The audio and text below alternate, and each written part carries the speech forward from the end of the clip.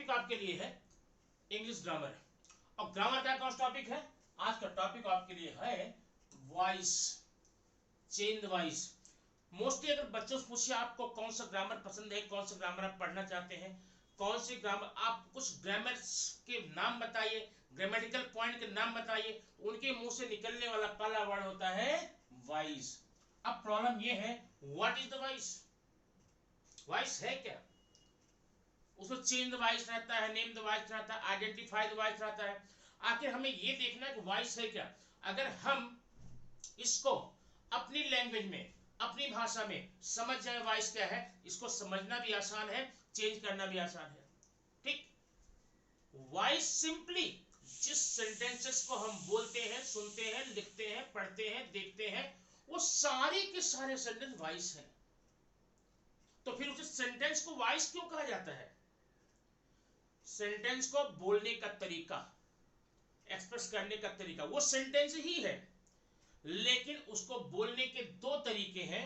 एक होता है एक्टिव वॉइस वे और दूसरा होता है पैसिव वॉइस वे।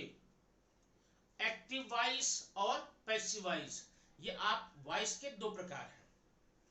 अब एक्टिव वॉइस, पैसिव वॉइस, ये हमें पहचानने की अगर बात आए तो आपकी जितनी भी टेक्स्ट बुक ग्रामर के संबंधित जितनी भी बुक्स हैं मार्केट में अवेलेबल, उसमें वॉइस के दो प्रकार दिए गए हैं। एक आपका यहां पर है एक्टिव वॉइस और दूसरा है पैसिव वॉइस।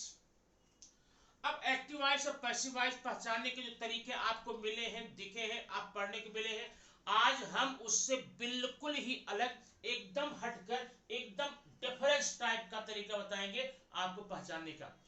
ये जो तरीके आपकी ग्रामेटिकल बुक्स में दिए गए हैं, वो तरीके, वो विधियां, वो मेथड टीचर के लिए तो आसान है, जो वॉइस को जानता है, समझता है, देखता है, चेंज करता है, उसके लिए वो प्रकार समझना आसान होता है। लेकिन बच्चों के लिए, जो लर्नर्स होते हैं, जो छोटे बच्चे होते हैं, जो सीख रहे हैं, उनके लिए सबसे ज्यादा प्रॉब्लम आती है वॉइस को पहचानने में। कहा? वॉइस को पहचानने में। एक एग्जांपल देखना, मैंने यहां लिखा है, एक सेंटेंस है, रवि कैन कॉल मी, एक सेंटेंस। दूसरा है रवि कैन बी कॉल्ड। अब जो नियम हम पढ़ते हैं पहचानने का, उसमें यह होता है, जिस सेंटेंस की शुरुआत में, जिस सेंटेंस के स्टार्टिंग में सब्जेक्ट होता है, उसे हम कहते हैं एक्टिव वॉइस, और जिस किसी सेंटेंस की शुरुआत में ऑब्जेक्ट होता है, उसे है पैसिव वॉइस। ये हमारे लिए तो आसान है, टीचर्स लिए आसान है, या जो बच्चे इसमें एक्सपर्ट हो चुके हैं उनके लिए भी आसान है कि रवि, ये sentence Ravi can call me, ये एक्टिव वॉइस है, रवि कैन बी कॉल्ड, ये पैसिव वॉइस है। क्यों? क्योंकि यहां पर रवि सब्जेक्टिव केस में है और यहां पर रवि ऑब्जेक्टिव केस में है। प्रॉब्लम आके यही फंसती है, हमें तो पता है ये सब्जेक्टिव केस में क्यों है और यहां पर ऑब्जेक्टिव केस में क्या है, लेकिन लर्नर्स को नहीं पता है। पहले तो हमें ये समझाना चाहिए कि हम कैसे माने ये रवि सब्जेक्टिव केस में है, ये रवि ऑब्जेक्टिव केस में है। तो चलिए हम इसको सीधे से नकार देते हैं, इस प्रकार से हम वॉइस को पहचानने का तरीका नहीं अपनाएंगे। आज हम एक दूसरा, एकदम अलग, एकदम जुदा तरीका अपनाएंगे, लेकिन उसे पहचानने के पहले हमें थोड़ी बातें यहां पर देखनी पड़ेगी, जाना पड़ेगा वर्ब में। देखिए, वर्ब हम पहले समझ लेंगे, तब उसके बाद में इसे पहचानने की प्रक्रिया चलते हैं। और क्योंकि यह जो वर्ब की प्रक्रिया समझने की है, यह आपको वॉइस में आज तो काम में आने ही वाली है। साथ साथ आपको अगर जितने भी ग्रामेटिकल पॉइंट है, जितने भी ग्रामर है, आपका राइटिंग स्किल है, रीडिंग स्किल है, अंडरस्टैंडिंग पावर है, सब में हेल्प करेगा। चलिए थोड़ा सा हम मेन लाइन से हटकर आते हैं लूप लाइन पे। लूप लाइन क्या है ये देखिए, ये आपकी वर्ब है। वर्ब के चार form, first form, second form, third form, आईनी फॉर्म, या यूं कहिए वर्ब के दो form, present form and past form. तो ये वाला फॉर्म और ये, इसको आप बोले प्रेजेंट फॉर्म, और ये बीच का दोनों है पास्ट फॉर्म। दो प्रकार हो गया। या मैं यूं कहूं कि present form, past form and participle form, आपको जैसे भी लेना हो, जैसे समझना हो, depend upon you only, don't bother about it. ये कौन सा फॉर्म है? सिंपली आप देखिए यहाँ पर फर्स्ट, सेकंड, थर्ड, आईएनजी, यही नाम लेकर आप चलिए, बाद में आप कंफर्म कर लेते हैं। देखिए ये जो वर्ब के फॉर्म आपके हो गए फर्स्ट, सेकंड, थर्ड, आईएनजी, इनमें अगर देखिए ये पहला है गो, वेंट, गॉन, गोइंग। यहां पर वर्ब गो के 4 फॉर्म आपके हो गए। फर्स्ट हो गया गो, सेकंड हो गया वेंट, थर्ड में गॉन और आईएनजी है गोइंग। आप इसमें देख सकते हैं 4 के 4 फॉर्म टोटली डिफरेंट है, दूसरे से अलग अलग है। फर्स्ट फॉर्म गो है, सेकंड वेंट है, थर्ड गॉन है और आईएनजी में गोइंग है। अगर इसे हम रट लें, इसे समझ लें, इसे याद कर लें, कहीं भी वर्ब हमको मिलेगा, गो मिला, हम तुरंत पहचान जाएंगे ये फर्स्ट फॉर्म है। वेंट को सेकंड बोलेंगे, गॉन को थर्ड बोलेंगे, गोइंग को आईएनजी बोलेंगे। बिल्कुल इसी प्रकार से ये देखिए सी, सॉ, सीन, सीइंग, इसके भी चारों फॉर्म अलग हैं। राइट, रोट, रिटन, राइटिंग, इसके भी चारों अलग हैं। ठीक है, इसके चारों अलग हैं, इसलिए इनको कभी पहचानने में किसी प्रकार की कंफ्यूजन नहीं होती है। लेकिन कुछ वर्ब आपको ऐसे मिलते हैं जिनके ये बीच के दोनों, सेकंड और थर्ड दोनों ही एक होते हैं, दोनों एक जैसे होते हैं। यहां पर देखिए कॉल है, कॉल्ड है, कॉल्ड है, कॉलिंग है। अब यहां पर कॉल्ड और कॉल्ड दोनों ही स्पेलिंग सेम है, इनका प्रोनाउंसिएशन सेम है, तो फिर हम कैसे पहचानेंगे कि सेकंड है कि थर्ड है? और सेंटेंस में आने के बाद में ये पहचानना बहुत जरूरी होता है कि जो वर्ब आया हुआ है ये सेकंड फॉर्म में है कि थर्ड फॉर्म में है, पास्ट फॉर्म में है कि पास्ट पार्टिसिपल फॉर्म में है। तो ये समझने के लिए आइए हम चलते थोड़ा सा आगे, इसको अच्छे समझेंगे और आप समझ के देखेंगे कि बहुत ही काम की चीज है। आने वाले समय में आपको ग्रामर के, इंग्लिश ग्रामर में ढेर सारी बातें आपको बताएंगे। नंबर देखिए, इनके कुछ नेचर होते हैं वर्ब के, फर्स्ट फॉर्म के भी, सेकंड फॉर्म के भी, थर्ड फॉर्म के भी, आईएनजी के भी। अब अगर आपको सेंटेंस में ये फॉर्म मिल जाते हैं, आपको पहचानना है कि फर्स्ट फॉर्म है, सेकंड फॉर्म है। बहुत सिंपल तरीका बता रहा हूं, बहुत ही आसान है। याद रखना ये तरीका आज का आपके वॉइस में तो हेल्प करने जा रहा है, लेकिन जितने भी ग्रामर होते हैं सब में आपको हेल्प करेगा। नाउ सी, इसके पहले आप जानते हैं कि हेल्पिंग वर्ब कितने होते हैं? 24 होते हैं, वो आप पढ़ चुके हैं। नहीं तो ये वीडियो की हेल्पिंग वर्ब के लिंक नीचे दिया जा रहा है, उसको देख लेंगे। ये जो फर्स्ट फॉर्म होता है इसकी खासियत ये होती है भैया कि इसके साथ हेल्पिंग वर्ब हो भी सकता है और नहीं भी हो सकता है, हो भी सकता है। मींस वर्ब का first form with helping verb होगा तो भी काम करेगा, विदाउट हेल्पिंग वर्ब होगा तो भी काम करेगा, दोनों ही कंडीशन में। अब आप यहाँ एग्जांपल देख सकते हैं। मैंने कहा आई कैन गो, ये फर्स्ट फॉर्म है। I go to Mumbai, I go to Mumbai. अब ध्यान देना, यहां पर गो फर्स्ट फॉर्म है, कैन लगा हुआ है, यहां पर गो फर्स्ट फॉर्म में कोई हेल्पिंग वर्ब नहीं है, बट दोनों ही सेंटेंसेस में ये परफेक्ट मीनिंग देने का काम करता है वर्ब गो। तो गो हो गया फर्स्ट फॉर्म। अब ध्यान रखना, गो में हेल्पिंग वर्ब हो भी सकता है और नहीं हो सकता है। क्लियर? आइए देखते हैं वर्ब का सेकंड फॉर्म। ये है वर्ब के सेकंड फॉर्म में, इसकी खासियत ये होती है इसमें हेल्पिंग वर्ब कभी भी नहीं होगा। जिस सेंटेंस में सेकंड फॉर्म ऑफ वर्ब है वहां पर हेल्पिंग वर्ब कदापि नहीं लगाना, बिल्कुल नहीं लगाना, हो ही नहीं सकता है। और जहां पर हेल्पिंग वर्ब है वहां पर वर्ब सेकंड फॉर्म नहीं हो सकता। दोनों एक दूसरे के क्या है? एकदम अपोजिट है। हेल्पिंग वर्ब है तो सेकंड फॉर्म वहां नहीं होगा, अगर वहां सेकंड फॉर्म है हेल्पिंग वर्ब नहीं होगा। अब तीसरी सिंपल सी बात देखेंगे, थर्ड में, वर्ब थर्ड में इसके साथ में हेल्पिंग वर्ब कंपल्सरी लगेगा ही लगेगा। हेल्पिंग वर्ब पक्का रहना चाहिए। मतलब अगर जहां पर वर्ब थर्ड फॉर्म में है वहां पर हेल्पिंग वर्ब होना अनिवार्य है। अगर हेल्पिंग वर्ब नहीं है तो वहां वर्ब थर्ड नहीं है, ठीक। और जहां हेल्पिंग वर्ब है, जहां पर वर्ब थर्ड है, वहां पर हेल्पिंग वर्ब रहेगा ही रहेगा, ठीक। वर्ब आईएनजी फॉर्म क्या कहता है? आईएनजी में हेल्पिंग वर्ब रहता है लेकिन सिलेक्टेड रहता है।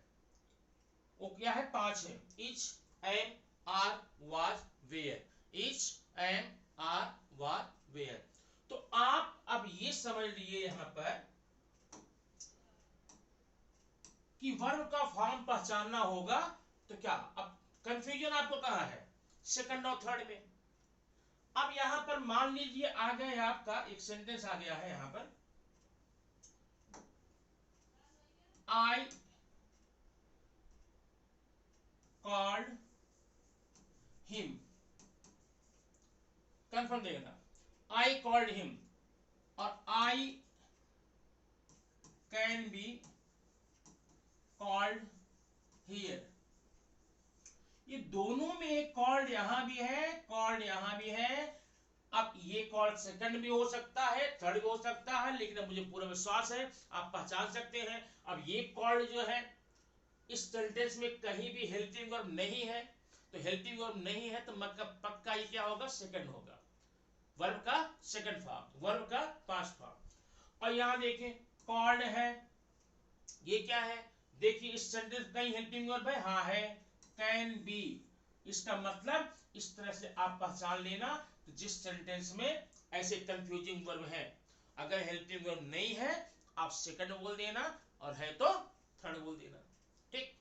अच्छा, अब ये पहचानने के बाद आइए हम आपको ले चलते हैं मेन मुद्दे पर, मेन लाइन पर, जहां पर बात फंसी थी कि हम वॉइस को पहचाने कैसे, वॉइस को पहचाने कैसे। तो वॉइस को पहचान करने के जो ट्रेडिशनल तरीका है, ट्रेडिशनल वे है, जो टीचर पढ़ाते हैं, स्कूल में पढ़ते हैं हम लोग, वो सिर्फ उनके लिए काम कर पाता है जो इंग्लिश में एक्सपर्ट है, इंग्लिश ग्रामर अच्छे से जानते हैं। एग्जाम्पल आपके टीचर्स हो सकते हैं या आपके कुछ स्टूडेंट हो सकते हैं, बराबर है, वो वहां पहचान लेंगे। लेकिन जो बच्चे अभी शुरुआत में पढ़ रहे हैं, जिनको इंग्लिश में थोड़ा प्रॉब्लम होती है, वो सब्जेक्ट वर्ब ऑब्जेक्ट क्या है इसमें कंफर्म नहीं हो पाते, कंफ्यूजन रहते हैं, उनके लिए वह विधि समझना थोड़ा सा मुश्किल होता है। आइए उसी मुश्किल के आसान करने के लिए आज का ये वीडियो, आज का ये पार्ट आपके लिए बहुत ही लाभदायक होने वाला है। आइए देखते हैं एक्टिव और पैसिव वॉइस की पहचान हम कैसे करेंगे। पहचान देखना, अब आपने देखा यहां पर अगर सेंटेंस आपने जो ही देखा उसमें आपको न तो सब्जेक्ट देखना है और न ही वर्ब देखना है, न ही ऑब्जेक्ट देखना है, सिंपली आप उसमें वर्ब को देखेंगे। किसको? मेन वर्ब को, एक्शन वर्ब को देखेंगे, एक्शन वर्ड को देखेंगे। आज हम उसी से पहचानने वाले हैं वॉइस। नाउ सी, जो सेंटेंस है उसमें आपने देख लिया वर्ब को। अगर वर्ब आपका प्रेजेंट फॉर्म में है, प्रेजेंट फॉर्म मतलब या तो वर्ब में यस या यस लगा होगा या तो वर्ब फर्स्ट फॉर्म में होगा। अगर आपको वर्ब फर्स्ट फॉर्म में मिल जाएगा तो आप श्योर निश्चित रूप से बोलिए भाई देखो ये तो एक्टिव वॉइस ही है, इसके अलावा कुछ भी नहीं हो सकता। वहां आपको सोचने की जरूरत ही नहीं है कि कभी कभी वर्ब फर्स्ट आने पे पैसिव भी हो जाता है, ऐसी कोई कंडीशन नहीं है, ऐसी कोई शर्त नहीं है, ठीक। वर्ब आप देखते ही तुरंत ही आप आंसर दे सकते हैं the sentence is in active voice, ये सेंटेंस एक्टिव वॉइस है। क्लियर? नाउ अब देखेंगे वर्ब पास्ट फॉर्म, मतलब वर्ब का सेकंड फॉर्म। वर्ब का अगर आपको सेकंड फॉर्म है तो ये भी आंख बंद करके बिंदास एकदम कंफर्म बोल सकते हैं भैया ये भी एक्टिव वॉइस ही है। वर्ब के 4 फॉर्म याद रखना, वर्ब के 4 form, first, second, third, ING, first, second, third, ING. अब फर्स्ट होगा एक्टिव बोलेंगे, सेकंड होगा एक्टिव बोलेंगे, कंफर्म, इसमें कोई दुविधा नहीं, कोई कंफ्यूजन नहीं। एकदम बिंदास होकर बोल सकते हैं एक्टिव वॉइस है। और दूसरी बात, वॉइस चेंज करने के अलावा अब आपके पेपर में नेम द वॉइस भी आता है, वॉइस को पहचानने का काम भी आपको दिया जाता है, तो वॉइस को पहचानने का तरीका आपको यहाँ मिल जाएगा। नाउ सी, अब है वर्ब का आईएनजी फॉर्म। अगर वर्ब आईएनजी फॉर्म में है तो ये भी एक्टिव वॉइस। अब देखना, वर्ब के 4 फॉर्म, कितने? 4। 4 में से 3 पर पूरा का पूरा हक किसका? एक्टिव का। कौन से? फर्स्ट होगा तो एक्टिव, सेकंड होगा तो एक्टिव, आईएनजी होगा तो एक्टिव। बचा एक, कौन सा? थर्ड। अब थर्ड में भी अगर हम बोल दें थर्ड पैसिव का है तो रॉन्ग हो जाएगा, ऐसा नहीं है। थर्ड आपका अगर वर्ब का है तो यहाँ तो कंडीशन है। अभी अभी आपने पढ़ा कि थर्ड है तो हेल्पिंग वर्ब रहेगा ही रहेगा, पक्का ना? अगर वर्ब का थर्ड फॉर्म है तो वहां पर हेल्पिंग वर्ब रहना ही है। और जब रहना है तो जब देख ले, अगर थर्ड के जस्ट बिफोर, जस्ट पहले ये 3 हेल्पिंग वर्ब हैज, हैव और हैड हो, हैज, हैव और हैड हो, तो निश्चित रूप से ये भी आपका हो जाएगा एक्टिव वॉइस। मतलब अगर वर्ब थर्ड के पहले हैज, हैव, हैड हो, आप उसे भी एक्टिव वॉइस बोलेंगे। बात समझ में आई? अब अगर वर्ब थर्ड के जस्ट पहले ये 3 हेल्पिंग वर्ब को छोड़ करके, 3 कौन कौन से हैज, हैव, हैड, इनको छोड़ करके कोई भी अदर हेल्पिंग वर्ब हो तो वहां पर बिंदास आप बोल देंगे भैया ये तो है पैसिव वॉइस। ठीक, इस प्रकार से एक्टिव और पैसिव वॉइस पहचानने का तरीका आपके पास मिल गया। वर्ब फर्स्ट होगा तो एक्टिव होगा, सेकंड में एक्टिव बोलेंगे, आईएनजी में एक्टिव बोलेंगे, थर्ड रहेगा तो रुकेंगे, देखेंगे, सोचेंगे, समझेंगे, तब बोलेंगे। क्या बोलेंगे? थर्ड के पहले अगर हैज, हैव, हैड है, पक्का वो भी एक्टिव वॉइस हो जाएगा। और अगर थर्ड के पहले अदर हेल्पिंग वर्ब है, हैज, हैव, हैड को छोड़कर, इनके अलावा अन्य कोई भी सॉरी हेल्पिंग वर्ब होगा तो आप क्या बोलेंगे? वो पैसिव वॉइस है। या कुल मिलाकर अगर आप यही याद कर लें पैसिव देखने के लिए, जिस सेंटेंस में वर्ब थर्ड हो, पैसिव होने के लिए वर्ब का थर्ड होना जरूरी है और साथ साथ थर्ड के पहले हैज, हैव, हैड, इन तीनों को छोड़ करके बाकी के हेल्पिंग वर्ब अगर होगा तो वो आपका हो जाएगा पैसिव वॉइस। ठीक, तो इसको जरा ध्यान से फिर एक बार देख लेना और रिपीट कर लेना, क्योंकि अब आपके एग्जाम में ग्रामर जो है सिर्फ वॉइस चेंज करने को ही नहीं बल्कि वॉइस पहचानने को भी आते हैं ना। नेम द वॉइस, वॉइस का नाम लिखो। आइए देखते हैं आगे, आपको पढ़ना है, कुछ एग्जाम्पल आपके हैं, वो एग्जाम्पल में आपको देखना है कि हम कैसे पहचाने। देखिए example number 1, they have bought a new camera. आप सबसे पहले इसमें आप सब्जेक्ट नहीं देखना है, वर्ब भी नहीं देखना है, ऑब्जेक्ट हेल्पिंग वर्ब नहीं देखना, आपको ओनली वर्ब पर फोकस करना है। याद रखना, वॉइस पहचानने के लिए you have to focus only on the verb. आइए देखते हैं वर्ब किधर है? बॉट। अब जब डिसाइड कीजिए कौन सेकंड फॉर्म, ये थर्ड है। Buy, bought, bought, buy, bought, bought. ये जो बॉट है ना, ये सेकंड भी हो सकता है, थर्ड भी हो सकता है। क्लियर? सेकंड भी हो सकता है, थर्ड भी हो सकता है, लेकिन अभी आपको ये देखना है सेंटेंस में किस कंडीशन में, किस पोजीशन पे है। सेंटेंस में देखिए बॉट है और यहाँ हेल्पिंग वर्ब भी है, इसका मतलब ये सेकंड नहीं हो सकता, ये थर्ड ही है। ये हो गया आपका वर्ब का थर्ड फॉर्म। ठीक, जो वर्ब का थर्ड फॉर्म हो गया तो जब जस्ट पहले देखिए वर्ब के, अगर वर्ब थर्ड के जस्ट पहले हैज, हैव, हैड हो, आप बोलिए एक्टिव वॉइस, और हैज, हैव, हैड को छोड़कर अदर हेल्पिंग वर्ब बोले पैसिव वॉइस। तो क्या है यहाँ पर? हैव, मतलब ये आपका हो गया एक्टिव वॉइस। एक्टिव वॉइस क्यों हुआ? आप रीजन देखिए, क्योंकि यहाँ पर वर्ब थर्ड फॉर्म में है और थर्ड के पहले हैज, हैव, हैड कैटेगरी का हैव ये दिया गया है, इसलिए ये एक्टिव वॉइस है। Clear? Second, boys are watching the same movie. Boys are watching the same movie, verb किधर है? ये है वॉचिंग। वॉचिंग कौन से फॉर्म में है? आईएनजी। अब आईएनजी आपने देखा, कुछ सोचना नहीं है, कुछ देखना नहीं है। आईएनजी मतलब एक्टिव, 100% एक्टिव। या आप इसको बोल देंगे भैया देखो ये भी एक्टिव वॉइस है। Okay. Third sentence, Jack and Jill should be considered for the same. Verb किधर आपका है? कंसीडर्ड। अब ध्यान देना, कंसीडर्ड सेकंड भी हो सकता, थर्ड भी हो सकता। यहां क्या है? कंसीडर्ड हेल्पिंग वर्ब है, यहां पर शुड बी हेल्पिंग वर्ब है, इसलिए ये कंसीडर्ड सेकंड कभी नहीं होगा, यहां पर थर्ड ही होगा। जब यहां पर थर्ड होगा, अब थर्ड के पहले क्या है? थर्ड के पहले ये देखिए हेल्पिंग वर्ब शुड बी, ये न तो हैज है, न तो हैव है, और न तो हैड है, तो मतलब ये एक्टिव वॉइस नहीं है, तो ये हो जाएगा आपका पैसिव वॉइस। ठीक। Now Bhuvan does not have any question. ये देखो हैव क्या है? हैव आपका वर्ब का फर्स्ट फॉर्म है, वर्ब का फर्स्ट फॉर्म। तो जब फर्स्ट फॉर्म मिले, सेकंड मिले, आईएनजी मिले, तब आपको हेल्पिंग वर्ब क्या है, कैसा है, कुछ सोचना नहीं, तुरंत आप बोलेंगे एक्टिव वॉइस है।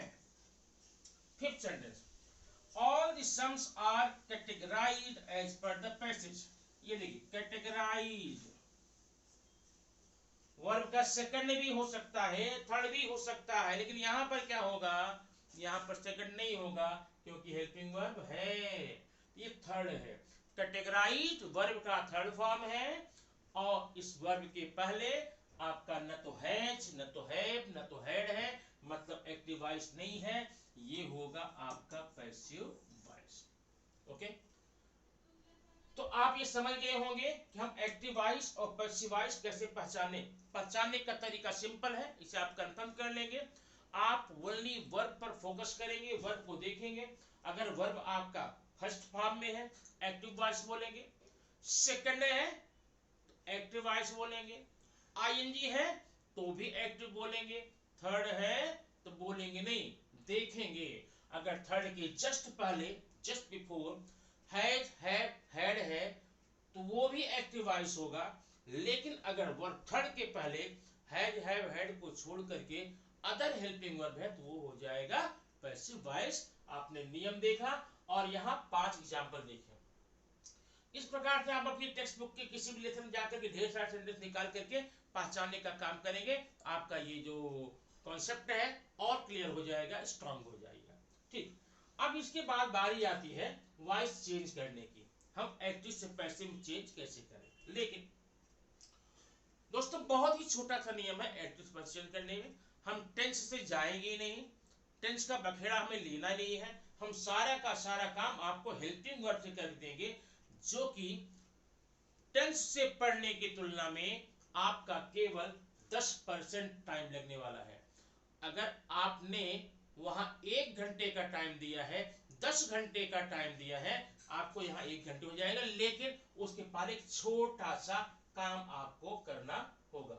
हाँ, ये सेंटेंस कुछ और है नीचे पहचानने का। They can not hear properly, hear आपका फर्स्ट फॉर्म है, एक्टिव वॉइस है। New ideas were being discovered, देखिए यहाँ डिस्कवर्ड आपका वर्ब थर्ड फॉर्म में है, थर्ड पहले वेयर बीइंग है, पैसिव वॉइस है। Kirtan has been watching, watching ING already है, एक्टिव वॉइस हो जाएगा। Seema has been invited, invited आपका देखना यहाँ पर अच्छे से, इनवाइटेड आपका थर्ड फॉर्म है, और पीछे आप हैज है ऐसा मत बोलना। काफी बच्चे यहाँ कंफ्यूज होते हैं, हैज देखते हैं बोलते हैं एक्टिव वॉइस है, लेकिन इनवाइटेड के पहले न तो हैज है, न हैव है, न हैड है, बल्कि यहाँ पर हैज बीन है, बराबर है, इसलिए एक्टिव वॉइस नहीं होगा, ये आपका होगा पैसिव वॉइस। ठीक। अब आइए मैं आपको क्या बता रहा हूं यहाँ पे, ये देखिए आपके सामने एक छोटा सा टेबल है। टेबल किस चीज का है? हेल्पिंग वर्ब का। सारा का सारा काम हम लोग किससे करने जा रहे हैं आज? हेल्पिंग वर्ब से। तो हेल्पिंग वर्ब से करने के मतलब हम टेंस में नहीं जाएंगे, तो ये टेबल आपको थोड़ा सा कंफर्म कर लेना होगा। अभी कैसे कंफर्म करेंगे देखेंगे। आप जब भी वॉइस चेंज करने जा रहे हैं, जब भी आपको वॉइस चेंज करना है, आप उसमें हेल्पिंग वर्ब देखिए। अगर आपके एक्टिव वॉइस में हेल्पिंग वर्ब इज है, एम है, आर है, तो पैसिव में ये हो जाएगा इज, एम आर तो लिखे ही लिखेंगे, साथ में एक छोटा सा जोड़ लेंगे बीइंग, मतलब is being, I am being, are being, is being, I am being, are being. उसी तरह से अगर आपके सेंटेंस में वाज या वेयर है तो आप पैसिव में जाकर वाज वर प्लस बीइंग कर लेंगे। तीन देखिए, ये हैज या हैव है तो आप यहां पर हैज करेंगे, हैव करेंगे प्लस बीन करेंगे, B double E N been. और हैड है तो यहां पर आप यहां पर भी बीन करेंगे, हैड बीन। अब ध्यान देना, अगर आपके सेंटेंस में डू या डज है, क्या डू या डज, तो अब ध्यान देना वहां पर पैसिव वॉइस में चेंज करते समय डू डज की जगह पर आप इज एम आर करेंगे, इज एम आर। लेकिन ध्यान रखना अब इस इज एम आर में बीइंग नहीं ऐड करना है। यहां पर देखिए, अगर ऑलरेडी आपके एक्टिव वॉइस में इज एम आर है तो पैसिव में चेंज करते समय is being, am being, are being करते थे। लेकिन अगर आपने डूडज को देख करके इज एम आर लगाया है तो यहां पर आपको बीइंग नहीं करना है। उसी प्रकार से अगर आपके सेंटेंस में डिड है वहां वाज या वर करेंगे। अदर हेल्पिंग वर्ब, इतने हेल्पिंग कितने हो गए, 5 7 8 11, 11 को छोड़ करके अगर कोई और भी हेल्पिंग वर्ब हो, can, could, may, might, will, shall, should, would, क्या लिखा, सेम प्लस बी, उसी को लिख करके बी करेंगे। जैसे कैन है तो कैन भी होगा, कुड है तो कुड भी होगा, शुड में शुड भी, विल में विल भी, इस प्रकार से। नेक्स्ट, अगर मान लो कोई भी हेल्पिंग वर्ब ना हो आपके सेंटेंस में, आप वर्ब देखना। अच्छा आप बताइए, अभी आप पढ़ के आ रहे हैं, अगर कोई भी हेल्पिंग वर्ब ना हो ये कब संभव है, या तो वर्ब फर्स्ट में या तो सेकंड में। अगर आपके सेंटेंस में कोई भी हेल्पिंग वर्ब नहीं है तो वर्ब सिर्फ या तो आप प्रेजेंट पाएंगे या तो सेकंड में। अगर आपका फर्स्ट फॉर्म में है, प्रेजेंट फॉर्म में है, तो वहां भी आप इज एम आर करेंगे, और पास्ट फॉर्म में है तो यहां पर वाज वेयर करेंगे। ठीक, ये टेबल तय करने के बाद में अब हम चलते हैं वॉइस चेंज करना सीखेंगे कि वॉइस को चेंज कैसे करें, चेंज करने का तरीका क्या होता। ये इतना कंफर्म होने के बाद देखिए, कुल मिलाकर के वॉइस में आपको सिर्फ इतनी चीज अगर कंफर्म है हेल्पिंग वर्ब का, तो आप वॉइस चेंज करने का काम within 5 minutes A to Z सारे वॉइस आपके चेंज हो जाएंगे। कितने, केवल 5 मिनट। इसको आप बाहर कैसे करेंगे, 5 हेल्पिंग वर्ब में बीइंग लगाने वाले हैं, कौन कौन से 5 है, is am are was were. अब 3 में बीन बजा दो, कौन कौन सी 3 है, has, have, had. Do does में इज एम आर, डिड में वाज वेयर। बाकी जितने भी हेल्पिंग वर्ब होते हैं उनके साथ आप क्या करेंगे, सेम प्लस बी, उसी को लगा करके बी कर देंगे। ठीक, अब यहां पर है वर्ब अगर आपको प्रेजेंट फॉर्म में है फिर इज एम आर करेंगे, पास्ट फॉर्म में तो वाज वेयर करेंगे। ये रहा आज की वीडियो में वॉइस पहचानने का तरीका, और लास्ट में आपका ये हेल्पिंग वर्ब का छोटा सा टेबल। दोस्तों आप इस टेबल को कंफर्म करें, फिर हम तुरंत ही बताने वाले हैं एक्टिव वॉइस से पैसिव वॉइस में चेंज कैसे करें, और चेंजिंग आज हम पढ़ेंगे इसकी सहायता से केवल 5 मिनट में। केवल 5 मिनट में आप सारी की सारी वॉइस यहां पर आप कंफर्म कर लेंगे।